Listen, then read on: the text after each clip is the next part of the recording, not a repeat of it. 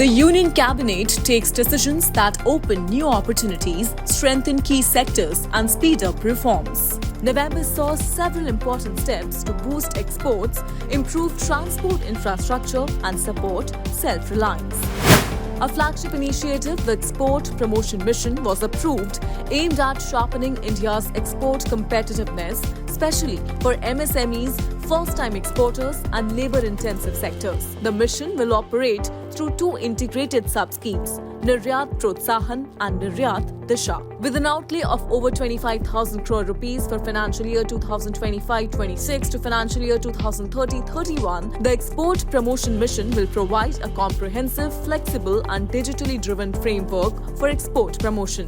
The mission is expected to improve market access and visibility for Indian products, boost exports from non-traditional districts and sectors and generate employment across manufacturing, logistics and allied services.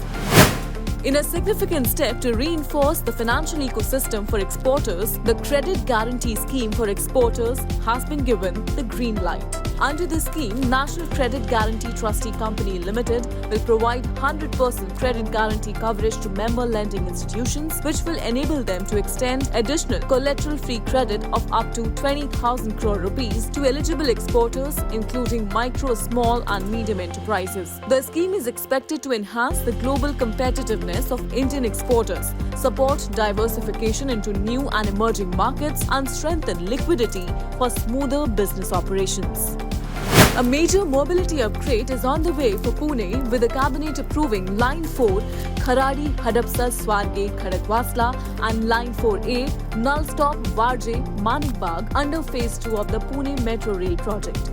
Together spanning over 31 kilometers with 28 elevated stations, Line 4 and 4A will connect IT hubs, commercial zones, educational institutions and residential clusters across East, South and West Pune. The project will be completed within 5 years at an estimated cost of over 9,857 crore rupees.